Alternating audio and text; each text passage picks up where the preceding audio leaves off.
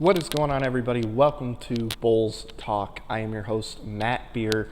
This is the show where we will be previewing every game, and if I can find time, we will be recapping each and every single game of this NBA season for the Chicago Bulls.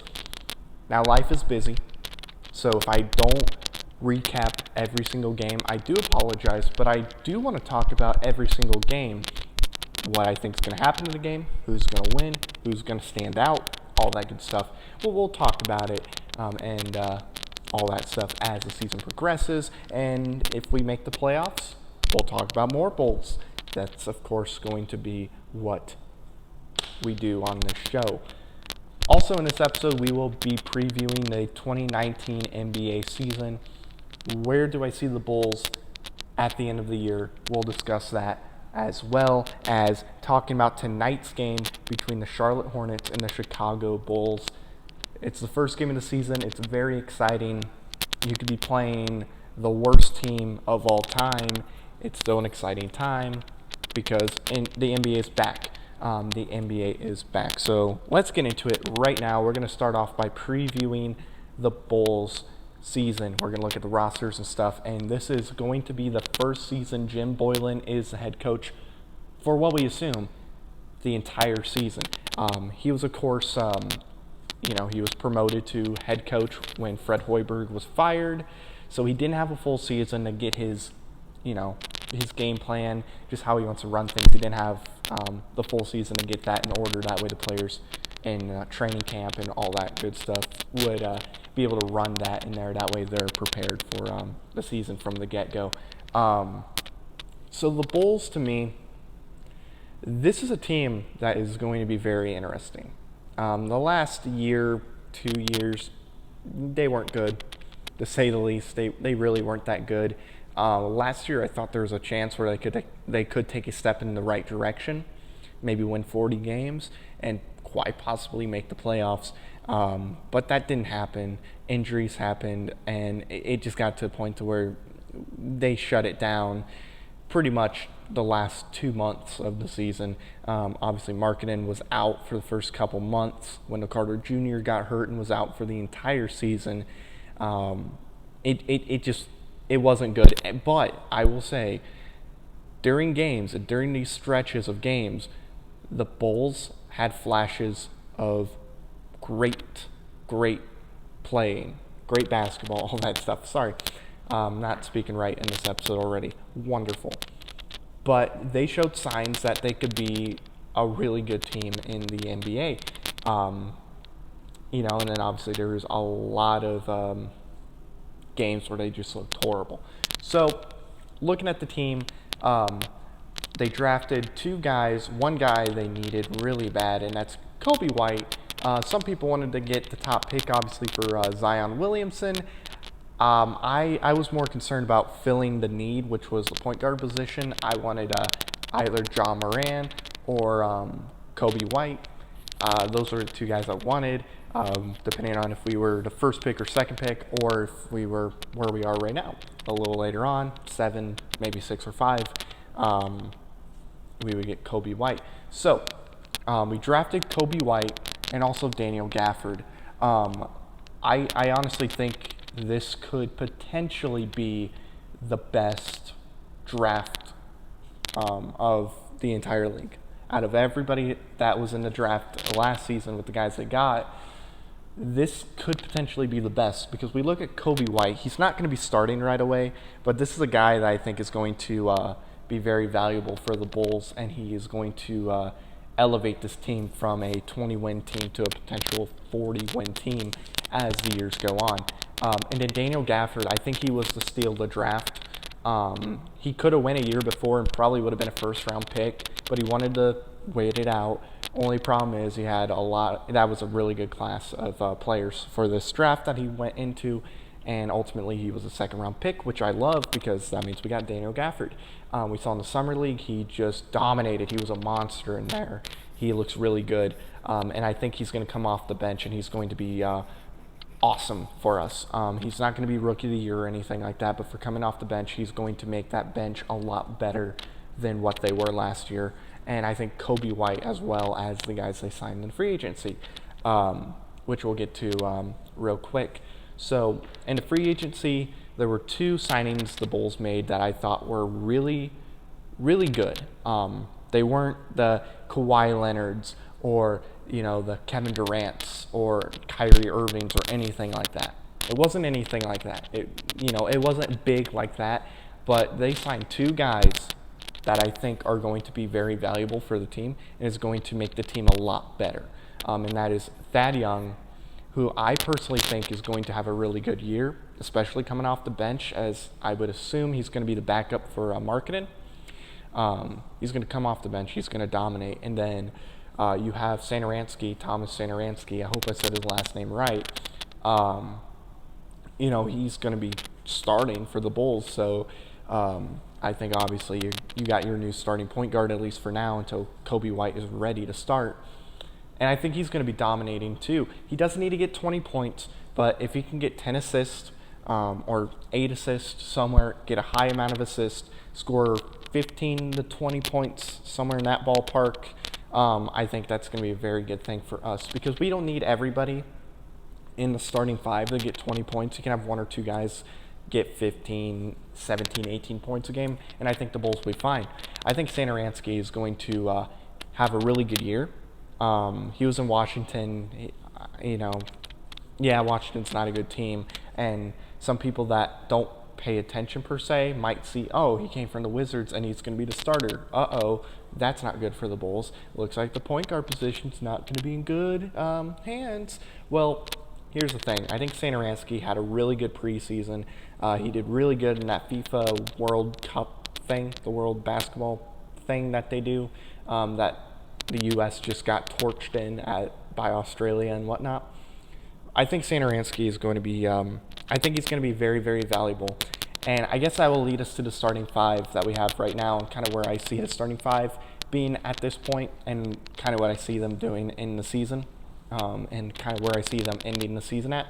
Like I said, Satoransky, I think he's going to average 15 to 20 points a game. He's a tall guy. He's a big point guard. He can shoot the ball. He can let the offense flow through him. I think he's going to be pretty good for us. I think potentially really good, but at the moment, I think it's going to be pretty good. This is the type of guy we would need. We don't need no Lonzo Balls. We don't need, Russell Westbrooks. Although Russell Westbrook or, anybody at that level, a Kyrie Irving, you name it.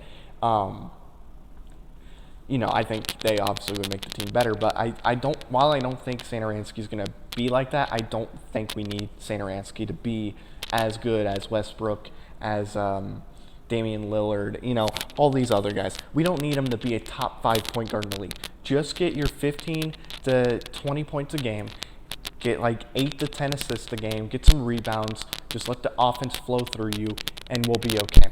So I think he's going to be a very solid point guard, and I think, for the moment, he'll be that, and I think he'll be an even better backup. Then we have Zach LaVine coming in at the shooting guard position. Zach LaVine is somebody who I think is going to have another great season.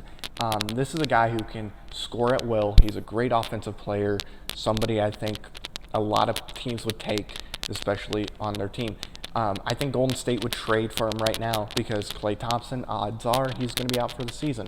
You put Zach LaVine on the Warriors, I think the Warriors are back to where they are. They won't be quite as good as they would be with Klay Thompson, but I think the Warriors would trade to have LaVine there for a year.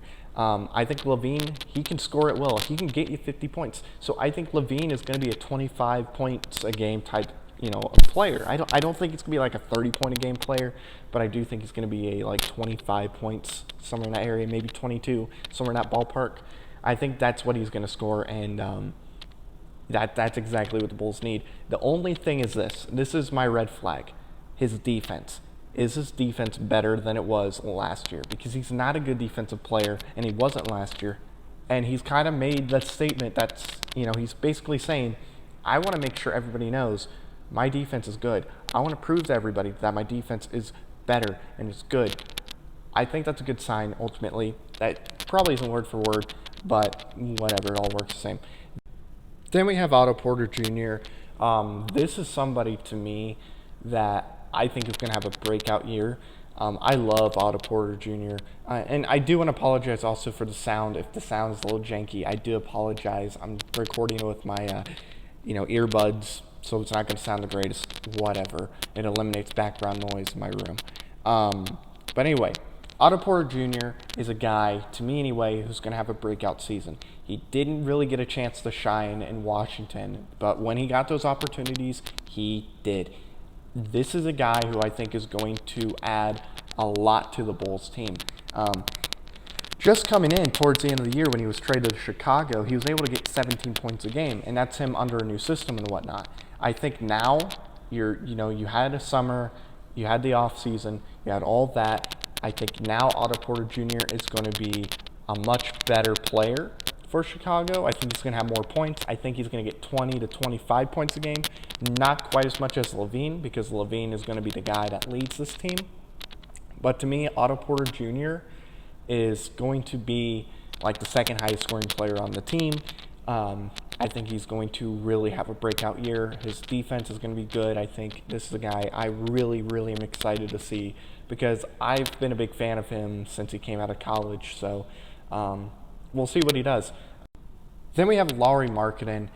This is a guy that I think is really special. If LaVine isn't going to be the guy leading this team, I think Markkanen is going to be that guy.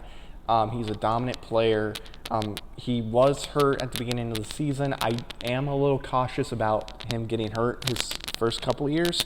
But when he's healthy and he's playing, I think he's a really special player. I think he's going to be a lot better this season. I think the injuries are going to be lower, because I think now we have multiple guys on the Bulls that are going to be able to score at will, and he won't have to take control of the game. I think the stress, or I guess the pressure, is going to be lifted a little bit with Markkanen. And I think with all these other guys, too, that they have in the starting lineup. Markkanen is somebody, though, he can play defense. He's a borderline all-star player. He was last year. I think he's going to be an all-star player. And I think him and LaVine are going to be two stars. I think they're going to be stars in this league. Whether that equals titles, we'll see in the future. Definitely won't be this season. But I really like what he has. And then Wendell Carter Jr., for what we saw before his injury last year, I really like what he has. He's a good rim protector. He can play offense very, very well. This is somebody I think we all need to watch out for. I think, to go back on Markkanen, I think he's going to probably be like a 20 to 22 points a game type guy. I think Wendell Carter's probably going to be 18 to 20, but he's going to get you like 10 rebounds a game, maybe more. I really do like Wendell Carter Jr. Then let's go to some of the backups real quick. We have Kobe White. He's going to be coming off the bench this year. I do think he'll be starting before the season ends. This is a guy that I think could be really special. This is a quick guy. He could play defense. He could score. He could run an offense. I think he's going to be something special. Chris Dunn is somebody that I think is going to be a question mark. I don't think is a starting point guard, but he can play defense. So I do think Chris Dunn coming off the bench for any team is going to be much better than him starting for that team. He's just inconsistent. So I think the good thing with him is you have Kobe White. With Kobe White, he's going to play consistent, I think. So if Dunn isn't playing consistent at all, you can definitely sit Dunn for most of the game and play more of the Kobe White. So I do like that. So there's that. Daniel Gafford is a guy drafted from the draft, like I said earlier. I think he's going to be really good as the backup center. We have Thad Young, like I said. I think he's going to dominate as well. One of the question marks I do have is Felicio. I don't like him as much, so he does worry me, but I do think he's going to be limited. I think he'll get 5 minutes at most coming off the bench, so maybe that will spark something under him, and he'll play really well. We'll find out, though. So that's basically what I wanted to cover with the roster as a whole. I think this is a very good roster. The bench is much better than it was last year, and I do think the starting five is a better starting five than the last couple of years. This is an exciting team, I personally believe. This is a team that is going to be just improving each and every single year, and I do think potentially they're going to be contenders. Maybe not this year or next year, but they will be contending for titles in the future, assuming this squad stays together, because I do like it. It's a very good young squad, one of the better, I think, as far as like young starting fives go. So we have that. As far as wins go, I think at the least they're going to get 41 wins.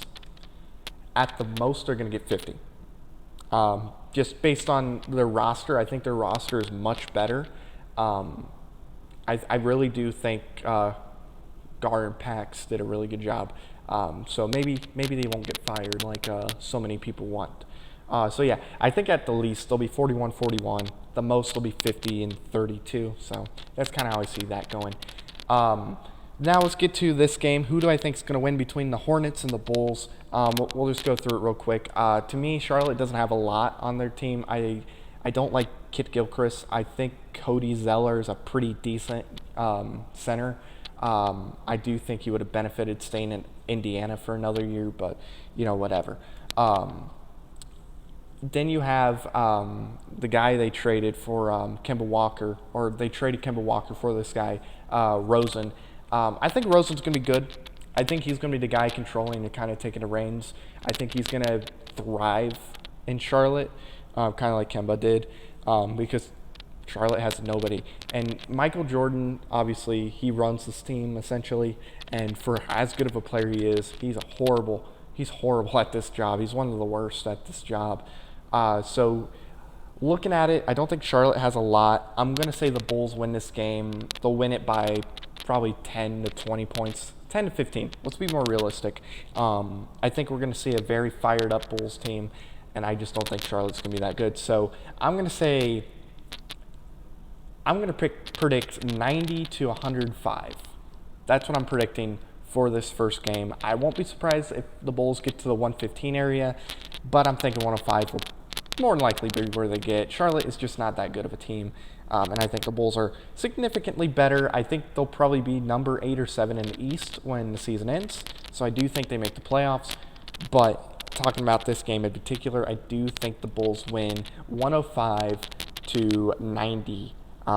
That's kind of how I see it. So that's going to cover Bulls talk. I want to thank you all for watching. I will be covering or recapping the game tomorrow, hopefully in the morning. If not, maybe in the afternoon. But we'll have this up. So I want to thank you guys very much for listening. Subscribe to the channel. Check out all the things we have on this. It's very exciting. My phone's going to die, so I'm going to end it right now. I've been Matt, and I will see you tomorrow. And make sure you see red.